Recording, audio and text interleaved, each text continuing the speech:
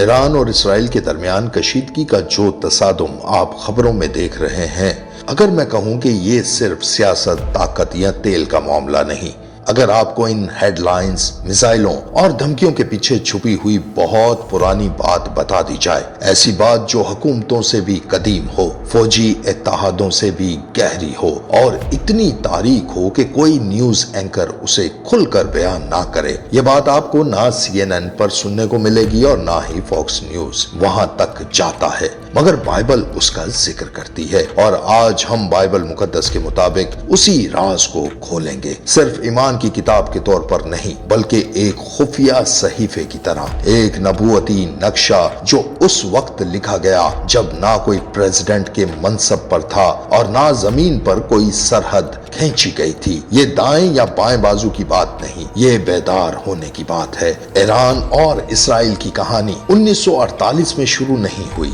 یہ 1979 میں بھی شروع نہیں ہوئی جب ایران میں اسلامی انقلاب آیا۔ یہ تو بائبل مقدس کی پہلی کتاب پیدائش میں شروع ہوئی، ایک خیمہ میں ستاروں کے نیچے، جب خدا نے ابراہم نامی شخص سے ایک وعدہ کیا، ایسا وعدہ جس نے انسانی تاریخ کی سب سے طویل روحانی جنگ کو بھڑکا دیا، اور وہ جنگ آج تک چل رہی ہے اور دنیا چل رہی ہے۔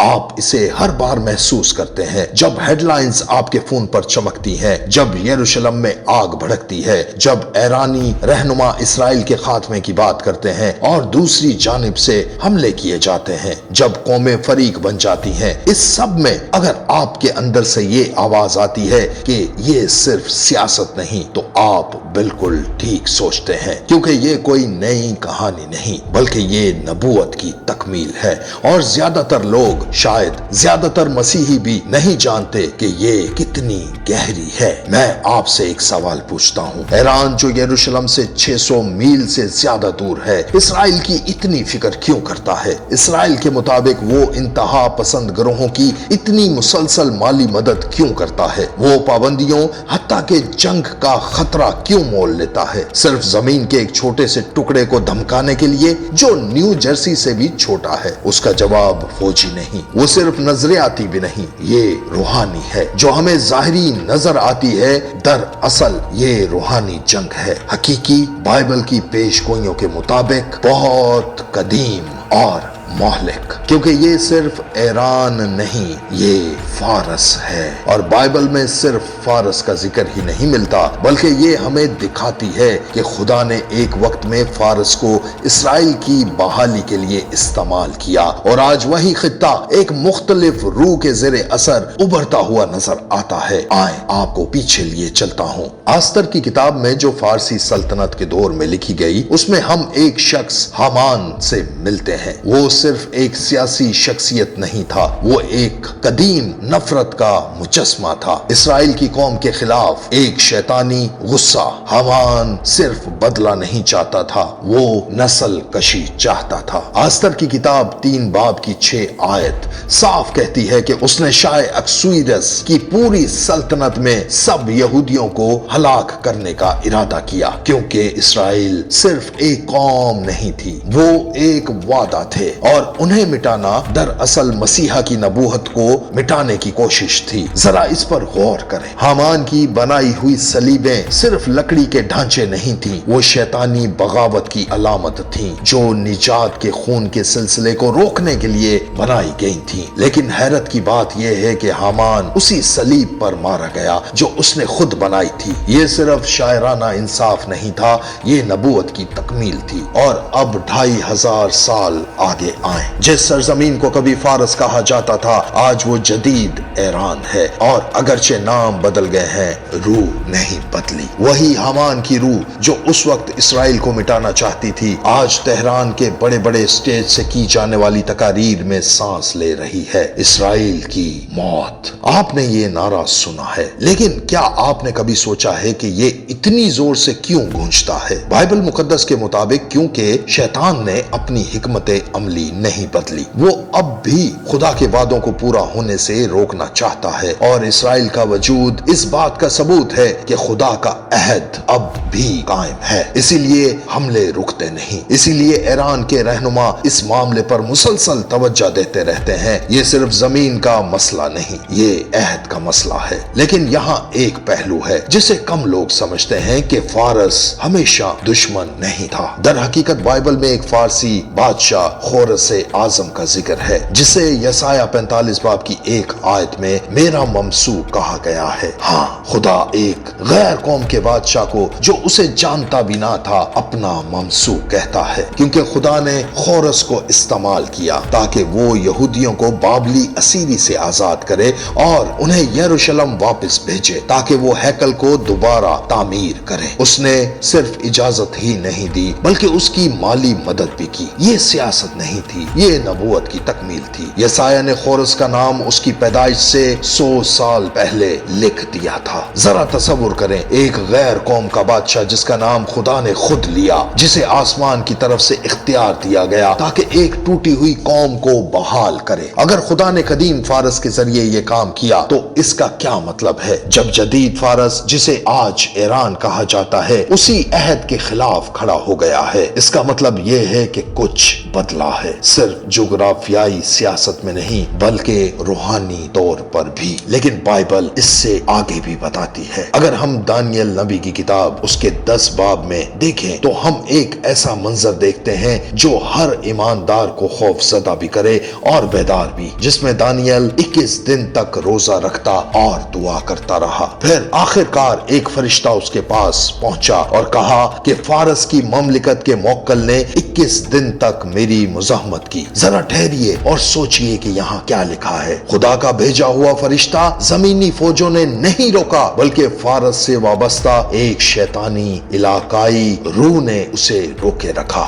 جی ہاں، بادشاہوں کے پیچھے روحانی قوتیں ہوتی ہیں اور فارس کے پیچھے ایک ایسی شدید روحانی مزاحمت کھڑی تھی کہ اسے توڑنے کے لیے مقرب فرشتہ میکائیل کو آنا پڑا۔ یہ محض تمثیل نہیں، یہ بائبل کی وہ جھلک ہے جو ہمیں دکھاتی ہے کہ سلطنتوں کے پردے کے پیچھے حقیقی روحانی جنگ کیسے لڑی جاتی ہے۔ اگر اس وقت فارس کا ایک ابلیسی موکل تھا تو کیا آپ سمجھتے ہیں کہ وہی روح آج خاموش ہے؟ آج کے ایران کو دیکھیں، اب بھی اسرائیل کی مخالفت میں، اب بھی یروشلم کو دھمکاتا ہوا، اب بھی ایسے غصے کے ساتھ جسے کوئی مذاکرات ٹھنڈا نہیں کر پاتے، اور پھر بھی بائبل اس کے انجام کے بارے میں خاموش نہیں ہے۔ اگر ہم حزقیل نبی کا صحیفہ اور اس کے 38 باب کا مطالعہ کریں تو ہم ایک آخری تصادم کے بارے میں پڑھتے ہیں، قوموں کا ایک اتحاد جو اسرائیل کے خلاف اٹھے گا، ان میں فارس بھی شامل ہے۔ جی ہاں، حزقیل فارس کا نام صاف طور پر لیتا ہے اور وہ اکیلا نہیں ہوگا، اس کے ساتھ جوج اور ماجوج بھی ہوں گے اور ایک پر اسرار شمالی قوت جسے بعض علماء جدید طاقتوں جیسے روس یا ترکی سے جوڑتے ہیں۔ بائبل یہ نہیں کہتی، شاید وہ کہتی ہے کہ فارس پیش قدمی کرے گا، لیکن وہ یہ بھی کہتی ہے کہ خدا جواب دے گا، خدا اس موقع پر خاموش نہیں رہے گا۔ حزقیل کی کتاب 38 باب اور اس کی 18 سے 20 آیت میں لکھا ہے کہ جب جوج اور اس کے ساتھی جن میں فارس بھی شامل ہے اسرائیل کے خلاف آئیں گے تو خدا خود جوش میں اٹھ کھڑا ہوگا۔ وہ صرف فوجیں نہیں بھیجے گا، وہ ان کے قدموں تلے زمین ہلا دے گا، وہ آگ برسائے گا، آسمان سے اولے نازل کرے گا اور جرنیلوں کے ذہنوں کو الجھا دے گا۔ یہ سب اتنا زبردست ہوگا کہ دنیا جان لے گی کہ یہ اسرائیل کی فوجی حکمت عملی نہیں تھی بلکہ قادر مطلق کا ہاتھ تھا۔ جب اس کے حمایتی گروہ یروشلم میں راکٹ داغتے ہیں اور جب دنیا کندھے اچکا کر کہتی ہے کہ یہ تو تشدد کا ایک اور سلسلہ ہے، تو یہ بات سمجھ لیں، یہ صرف انسانوں کا بنایا ہوا منظر نہیں، یہ خدا کی ترتیب ہے، کیونکہ نبوت ہماری مرضی اور وقت کے مطابق پوری نہیں ہوتی، وہ اس کے وقت کے مطابق ظاہر ہوتی ہے، اور جب قومیں شور مچاتی ہیں وہ ہر کردار کو آخری منظر کے لیے اپنی جگہ جگہ پر لا رہا ہوتا ہے۔ آئیں ایک بار پھر اس بات کو دیکھتے ہیں جس پر کوئی بھی بات نہیں کرتا، ایک ایسی بات جو کلام مقدس کے سائے میں چھپی ہوئی ہے، ایک ایسی بات جو شاید جدید ایران کے بارے میں سب سے واضح نبوت ہو، اور وہ حزقیل نبی کے صحیفہ میں نہیں ملتی بلکہ وہ یرمیہ کی کتاب اور اس کے 49ویں باب میں موجود ہے۔ شاید آپ نے کبھی اس پر بات نہیں سنی ہوگی، اکثر کلیسیائیں اسے نظر انداز کر دیتی ہیں، لیکن اسی باب کی 34 سے 39 آیت میں خدا ایک قوم سے براہ راست کلام کرتا ہے جس کا نام ایلام ہے، جو آج کے جنوب مغربی ایران کے علاقہ میں ایک قدیم سلطنت تھی، اور خداوند فرماتا ہے کہ میں ایلام کی کمر توڑ دوں گا جو ان کی طاقت کا سہارا ہے، میں انہیں چاروں ہواؤں میں پراگندہ کر دوں گا۔ کیا آپ نے سنا؟ بالکل، یہ سیاست نہیں تھی، یہ عدالت تھی۔ خدا نے ایلام پر تباہی کا اعلان کیا، زمین کے جھگڑوں کی وجہ سے نہیں بلکہ روحانی بغاوت کے سبب۔ لیکن یہ بات نہ بھولیں کہ عدالت کے بعد خدا ایک حیران کن وعدہ کرتا ہے۔ خداوند فرماتا ہے کہ لیکن آخری دنوں میں ایلام کی حالت کو بحال کروں گا۔ ذرا سوچیں، جس قوم پر خدا نے عدالت کی اسے بحال بھی کرے گا۔ جی ہاں، کیونکہ یہ صرف غضب کی کہانی نہیں بلکہ یہ مخلصی کی کہانی بھی ہے۔ یہی خدا کا بھید ہے، وہ توڑتا ہے مگر بحال بھی کرتا ہے، وہ عدالت کرتا ہے مگر نجات بھی وہی دیتا ہے، حتیٰ کہ ایران میں بھی۔ اور یقین کریں یا نہ کریں، یہ عمل شروع ہو چکا ہے۔ ابھی میڈیا کی نظروں سے اوجھل ایک سخت حکومت کی گرفت کے نیچے ایران میں ایک بیداری ابھر رہی ہے۔ جی ہاں، دنیا کی سب سے تیزی سے بڑھتی ہوئی زیر زمین کلیسیا ایران میں ہے، نہ بڑی عبادت گاہوں میں، نہ اسٹیج اور روشنیوں کے ساتھ، بلکہ سرگوشیوں میں، گھروں کے کمروں میں، بند دروازوں کے پیچھے اندھیری جگہوں میں۔ وہاں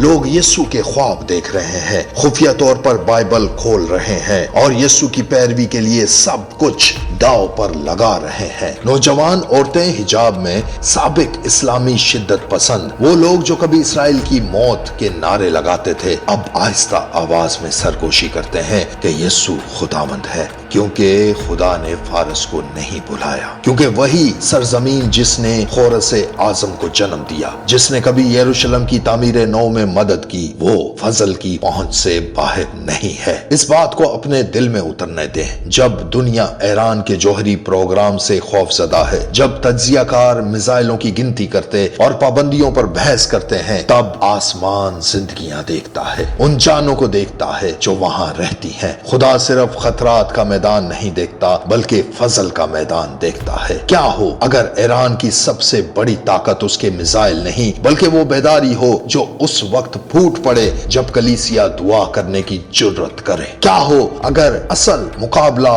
فوجی بنکروں میں نہیں بلکہ ان گھروں میں ہو جہاں خفیہ عبادت ہو رہی ہے؟ میڈیا آپ کو یہ نہیں بتائے گا مگر آسمانی صحیفوں میں یہ پہلے سے لکھا ہے، اور اب بات ذاتی ہو جاتی ہے۔ آستر کو یاد کریں، وہ صرف ایک لڑکی تھی، فارس کے محل میں پوشیدہ خاموشی میں پرورش پائی، نہ کوئی سٹیج، نہ کوئی فوج، نہ کوئی عہدہ۔ پھر وہ وقت آیا جب اس کی قوم کو مٹانے کا حکم دیا گیا، صلیبیں تیار تھیں، فرمان جاری ہو چکا تھا، لیکن وہ خاموش نہ رہی، اس نے سب کچھ خطرے میں ڈال دیا۔ وہ بادشاہ کے حضور جا کھڑی ہوئی، وہ موت اور اپنی قوم کے درمیان کھڑی ہو گئی، کیونکہ خدا نے اسے فارس میں ایسے ہی وقت کے لیے رکھا تھا۔ خدا آج بھی جدید دور کی آستروں کو اٹھا رہا ہے، ابھی اسی وقت ایران میں، اسرائیل میں، امریکہ میں، آپ جیسے لوگوں کو گھبرانے کے لیے نہیں بلکہ شفاعت کے لیے، کیونکہ حامان کی روح مری نہیں، وہ اب بھی نفرت کے سانس لے رہی ہے، اب بھی صلیبیں تیار کر رہی ہے،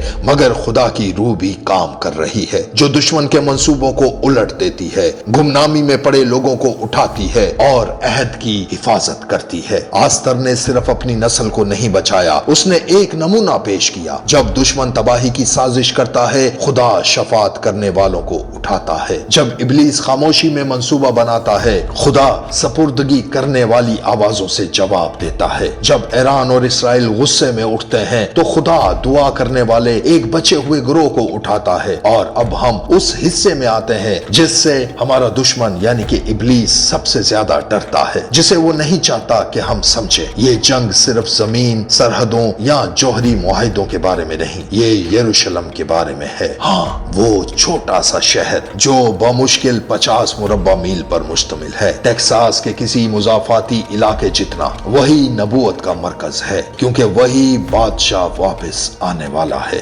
زکریا کی کتاب 12 باب میں لکھا ہے، میں یروشلم کو اس کے گرد و نواح کی سب قوموں کے لیے کپ کپاہٹ کا پیالہ بنا دوں گا، اگرچہ زمین کی سب قومیں اس کے خلاف جمع ہو جائیں۔ یروشلم کو گھیر لیا جائے گا، اس پر حملے ہوں گے، وہ ہلایا جائے گا، لیکن خدا اس کے لیے لڑے گا، ڈرون سے نہیں بلکہ آسمانی آگ سے۔ یروشلم کے چھوٹے سائز سے دھوکہ نہ کھائیں، وہ صرف ایک شہر نہیں، وہ ایک نشانہ ہے، ایک چنگاری ہے اور ایک تخت ہے۔ ہر میزائل جو اس کی طرف داغا جاتا ہے، ہر ووٹ جو اس کے خلاف ڈالا جاتا ہے، ہر منصوبہ جو اسے تقسیم کرنے کے لیے بنایا جاتا ہے، یہ صرف حکمت عملی نہیں، یہ روحانی بغاوت ہے، کیونکہ یروشلم خدا کی گھڑی ہے۔ دشمن ابلیس جانتا ہے کہ جب یروشلم پر ظلم ہوتا ہے تو الٹی گنتی شروع ہو جاتی ہے، اسی لیے وہ غضبناک ہوتا ہے۔ ایران بھی یہ جانتا ہے، اور دھمکیوں کے پیچھے، تقاریر کے پیچھے، تہران کی گلیوں میں اسرائیل کی موت کے نعرے کے پیچھے ایک گہری بات ہے، نبوت کے پورا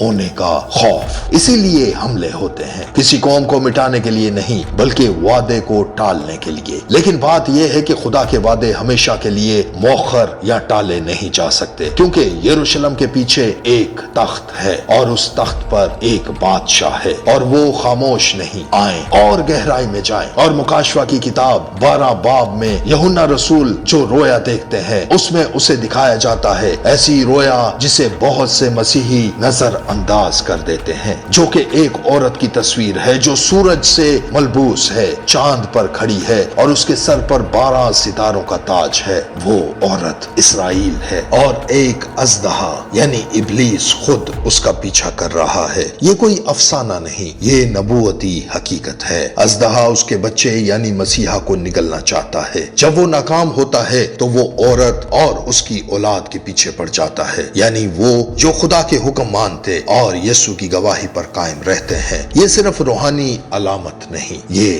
ایک منصوبہ ہے۔ ابلیس یسوع کو روک نہ سکا، اس لیے اب وہ اسرائیل اور ان لوگوں کو روکنے کی کوشش کرتا ہے جو اس کے ساتھ کھڑے ہیں۔ اسی لیے ایران کا غضب صرف قومی نہیں، یہ ابلیسی ہے۔ اسی لیے یہود دشمنی کبھی ختم نہیں ہوتی، وہ صرف زبانیں اور جھنڈے بدلتی ہے۔ کبھی وہ فرعون کا تاج پہن لیتی ہے، کبھی حامان کا لباس، کبھی کیسر کا قانون بن جاتی ہے، کبھی ہٹلر کی وردی پہن لیتی ہے، اور اب وہ سیاسی درستگی، مذہبی انتہا پسندی اور بین الاقوامی سفارتکاری کے پردے میں چھپ گئی ہے۔ لیکن بائبل نے یہ سب پہلے ہی بتا رکھا ہے، اور اس نے ہمیں خبردار کیا کہ جاگتے رہیں۔ خداوند یسوع مسیح نے خود مقدس متی کی معرفت لکھی گئی انجیل اس کے 24 باب اور مقدس لوکا کی معرفت لکھی گئی انجیل اس کے 21 باب میں یہ بات کہی۔ اس نے نرم باتیں نہیں کہیں، اس نے نشانیاں دی۔ قوم قوم کے خلاف اٹھے گی، بادشاہت بادشاہت کے خلاف۔ یروشلم کو گھیر لیا جائے گا، زلزلے آئیں گے، قحط ہوں گے، جنگیں ہوں گی اور جنگوں کی افواہیں پھیلیں گی۔ اور پھر اس نے کہا کہ جب تم ان باتوں کو ہوتا دیکھو تو سر اٹھانا، کیونکہ تمہاری مخلصی نزدیک ہے، اس لیے سر اٹھاؤ، منہ نہ موڑو، سوشل میڈیا پر بے مقصد سکرول کرتے نہ رہو، تفریح میں خود کو سن کر کے بے حس نہ بنو، سر اٹھاؤ، کیونکہ ہمیشہ جب اسرائیل کانپتا ہے تو نبوت بیدار ہو رہی ہوتی ہے، اور اب بات آپ کی ہے۔ اگر آپ اس دور میں اس وقت پیدا ہوئے ہیں، آپ صرف تاریخ نہیں دیکھ رہے بلکہ آپ خود نبوت کی تکمیل کے کنارے پر کھڑے ہیں، اور آپ کے پاس دو راستے ہیں، یا تو آپ اسے محض اتفاق سمجھ کر زندگی گزارتے رہیں، یا یہ پہچان لیں کہ آپ کو آستر کی طرح ایسے ہی وقت کے لیے بلایا گیا ہے۔ آپ نے یہ لمحہ نہیں چنا بلکہ خدا نے آپ کو اس کے لیے چنا، دیکھنے کے لیے، دعا کرنے کے لیے، بولنے کے لیے اور قائم رہنے کے لیے، کیونکہ اس طرح کے وقت میں آپ جو کچھ کرتے ہیں وہ اہم ہے۔ ابھی ایسی لڑائیاں بھی جاری ہیں جنہیں خبریں کبھی نہیں دکھائیں گی، قوموں پر لڑائیاں، جانوں پر لڑائیاں، تقدیروں پر لڑائیاں، اور سب سے شدید لڑائیاں خاموشی میں لڑی جا رہی ہیں، آپ کے دعا کے کمرے میں، آپ کے دل میں، آپ کے روزمرہ فیصلوں میں۔ شاید آپ خود کو مجاہد محسوس نہ کریں، شاید آپ ایران میں نہ ہوں، شاید آپ اسرائیل میں نہ ہوں، شاید آپ مشرق وسطیٰ کے بارے میں سب کچھ نہ جانتے ہوں، لیکن اگر آپ دعا کرنا جانتے ہیں، اگر آپ خدا کے کلام پر قائم رہنا جانتے ہیں، اگر آپ زمانے کی پہچان رکھتے ہیں، تو آپ اس کہانی کا حصہ ہیں، کیونکہ ایران اور اسرائیل شاید اپنی اگلی چال کی منصوبہ بندی کر رہے ہوں، عالمی طاقتیں شاید معاہدوں پر بات کر رہی ہوں، لیکن آسمان ایک مختلف انجام لکھ رہا ہے، اور اس انجام میں جوج اور ماجوج اٹھتے ہیں مگر گرتے ہیں۔ خدا کے دشمن یروشلم کو گھیرتے ہیں مگر توڑ دیے جاتے ہیں۔ دنیا حیرت سے دیکھتی ہے، لیکن بچے ہوئے لوگ جو خدا کے منصوبہ میں ہیں وہ اسے روحانی سمجھ کے ساتھ دیکھتے ہیں، کیونکہ ہم نے اسے کلام میں پہلے ہی سے دیکھ رکھا ہے، دنیا کے دیکھنے سے بہت پہلے۔ لہٰذا اب آپ کو کیا کرنا ہے؟ ہیڈ لائنز کو محض شور سمجھ کر آگے نہ بڑھ جائیں، انہیں پہچانیں کہ وہ کیا اشارے ہیں، سیاست میں نہ بہہ جائیں، تقسیم میں نہ پھنسیں، خوف کو جیتنے نہ دیں، بلکہ جاگتے رہیں اور دعا کریں، سچ بولیں۔ یہ پیغام اس شخص تک پہنچائیں جو سمجھتا ہے کہ یہ سب صرف زمین، تیل یا پرانی دشمنیوں کا معاملہ ہے۔ ایسا نہیں ہے، یہ نبوت کے بارے میں ہے، یہ عہد کے بارے میں ہے، یہ ایک ایسی جنگ کے بارے میں ہے جو موجودہ قوموں سے بہت پرانی ہے، اور ایک ایسے خدا کے بارے میں ہے جو سلطنتوں سے زیادہ طاقتور ہے۔ بات صاف ہے کہ یہ جنگ موجودہ یا آنے والی نہیں، بلکہ یہ پہلے ہی سے موجود ہے اور ہزاروں سال سے چل رہی ہے۔ سرحدوں پر کھڑے ٹینکوں یا تیسری عالم جنگ کی چیختی ہوئی ہیڈ لائنز کے ساتھ نہیں، یہ زیادہ حساس ہے، زیادہ خاموش مگر اتنی ہی حقیقی۔ یہ سفارتکاری کے ایوانوں میں ہے جہاں اسرائیل کو تقسیم کرنے کے معاہدے بنتے ہیں، یہ اقوام متحدہ کی ووٹنگ میں ہے جہاں یروشلم کو مقدس سرزمین کی بجائے ایک سیاسی مہرہ سمجھا جاتا ہے، یہ ان کلاس رومز میں ہے جہاں نئی نسلوں کو تاریخ مٹانا، سچ کو دھندلانا اور عہد سے نفرت کرنا سکھایا جاتا ہے، اور یہ کلیسیا میں بھی ہے جہاں بہت سے لوگ سو چکے ہیں، بولنے سے ڈرتے ہیں، پہچان کرنے سے غافل ہیں، آرام طلبی میں بے پرواہ ہو چکے ہیں، لیکن خدا ایک باقی باندھا یعنی بچا ہوا گروہ اٹھا رہا ہے، ایسے لوگ جو خوف کے آگے نہیں جھکیں گے، جو کلام کو کمزور نہیں کریں گے، جو نبوت کے پورے ہونے پر خاموش نہیں رہیں گے۔ کیا آپ اس باقی ماندہ یعنی بچے ہوئے گروہ کا حصہ ہیں؟ آپ کو کسی پلیٹ فارم کی ضرورت نہیں، آپ کو دیکھنے والی آنکھیں، سننے والے کان اور یہ کہنے والا دل چاہیے کہ اے خداوند میں حاضر ہوں، مجھے بھیج۔ کیونکہ یہ بات یاد رکھیں، حامان کی روح سرگرم ہے، وہ اسرائیل مخالف باتوں میں چھپی ہوتی ہے، وہ انسانی حقوق کے نام کا لبادہ اوڑھ لیتی ہے، وہ حقائق اور تاریخ کو توڑ مروڑ کر اسرائیل کو مجرم اور فارس کو مظلوم دکھاتی ہے، مگر اس سارے دھوئیں کے پیچھے ایک قدیم نفرت ہے، ایسی نفرت جو اس نسل کو یاد رکھتی ہے جس نے سانپ کا سر کچلا، ایسی نفرت جو جانتی ہے کہ حضور المسیح یسوع کی واپسی واشنگٹن سے نہیں بلکہ یروشلم سے وابستہ ہے، سیاست سے نہیں بلکہ نبوت سے جڑی ہے۔ اس لیے ابلیس دشمن غضبناک ہے، لیکن وہ بات جو کوئی نہیں بتاتا یہ ہے کہ صلیبیں دوبارہ تیار ہو رہی ہیں، مگر نجات بھی تیار ہو رہی ہے۔ آستر کے زمانے کی طرح دشمن اسی چیز پر لٹکے گا جو اس نے خدا کی قوم کے لیے تیار کی تھی۔ اب میں براہ راست آپ سے بات کرنا چاہتا ہوں، دیکھنے والوں، سننے والوں، تلاش کرنے والوں، شاید آپ گھبرا گئے ہوں، شاید مشرق وسطیٰ کی افراتفری آپ کو بہت پیچیدہ، بہت دور یا بہت متنازع لگتی ہو، لیکن دل کی گہرائی میں آپ جانتے ہیں کہ یہ بہت اہم ہے، کیونکہ یروشلم میں جو ہوتا ہے وہ قوموں کو ہلا دیتا ہے، کیونکہ ایران میں جو ہو رہا ہے وہ ایک نبوت کا حصہ ہے، کیونکہ آپ ایک نبوت کی تکمیل کے دور میں موجود ہیں، اور یہ کسی اتفاق سے نہیں بلکہ ایک مقصد کے تحت ہے، لہٰذا اس میں لا تعلق نہ رہیں، دانییل کی طرح بنے جس نے سلطنتوں کے بدلتے وقت میں روزہ رکھا، آستر کی طرح بنے جو اس وقت کھڑی ہوئی جب خاموشی زیادہ محفوظ تھی، خورس کی طرح بنے جس نے سمجھنے سے پہلے وفاداری کی، ایران کی کلیسیا کی طرح بنے جو بند دروازوں الفاظوں کے پیچھے عبادت کرتی ہے اور حضور المسیح یسوع کے نام کے لیے جان کا خطرہ مول لیتی ہے۔ اور یہ ہمیشہ یاد رکھیں کہ کچھ روحیں سلطنتوں کے گرنے سے نہیں مرتی، کچھ نفرتیں معاہدوں، جنگ بندیوں اور وقت کے باوجود زندہ رہتی ہیں، مگر ایک بادشاہ ہے جو سب پر حکمران ہے اور اس کا کلام پورا ہو رہا ہے، سطر بہ سطر، نام با نام، قوم با قوم۔ اس نے اسرائیل سے اپنا وعدہ نہیں بھلایا، اس نے ایران میں موجود باقی ماندہ یعنی بچے ہوئے گروہ کو نظر انداز نہیں کیا، اس نے اپنی قوم کو ترک نہیں کیا اور اس کی کہانی ابھی ختم نہیں ہوئی۔ اب وقت ہے کہ آپ جواب دیں۔ اگر اس پیغام نے آپ کی روح میں کچھ جگایا ہے تو اسے اپنے تک محدود نہ رکھیں۔ ابھی آپ کیا کر سکتے ہیں؟ نیچے تبصرہ کریں۔ آپ کو کس بات نے سب سے زیادہ متاثر کیا؟ خدا آپ کو اس ویڈیو کے ذریعے کیا دکھا رہا ہے؟ آپ کے الفاظ شاید کسی اور کو بیدار کر دیں۔ اس ویڈیو کو اپنے چھوٹے گروپس میں، اپنی کلیسیاؤں میں، اپنے سوشل میڈیا اور اپنے خاندان کے ساتھ شیئر کریں۔ میڈیا یہ بات نہیں کہے گا، لیکن ہو سکتا ہے آپ کا شیئر کرنا ہی وہ آواز ہو جس کی کسی کو ضرورت ہے۔ ہماری دوسری ویڈیوز بھی دیکھیں۔ ہم نے پیدائش سے مکاشفہ تک ہر پوشیدہ تعلق کو خدا کے فضل سے بیان کرنے کی کوشش کی ہے اور کرتے رہیں گے۔ آپ مزید گہرائی میں جا سکتے ہیں، اس چینل کی حمایت کر سکتے ہیں تاکہ یہ کام جاری رہے، تاکہ ہم بائبل کی سچائیاں وہاں تک پہنچا سکیں جہاں عام ذرائع ابلاغ جانے سے انکار کرتے ہیں۔ آئیں ایسی نسل تعمیر کریں جو جاگتی اور دعا کرتی ہو۔ سچ بولیں، آئیں یقین رکھیں کہ اسرائیل اور ایران میں بھی، افراتفری میں بھی، خدا اب بھی مخلصی کی کہانی لکھ رہا ہے، کیونکہ یہ صرف ایک خبر نہیں، یہ نبوت کی تکمیل ہے۔ اور آپ اس گھڑی، اس وقت اور اس دور کے لیے پیدا ہوئے ہیں۔ دلیر رہیں، بیدار رہیں اور کلام میں قائم رہیں۔ خدا نے چاہا تو اگلی ویڈیو میں آپ سے پھر ملاقات ہوگی۔ تب تک خداوند آپ سب کے ساتھ ہو اور آپ سب کو بہت برکت دے۔ آمین۔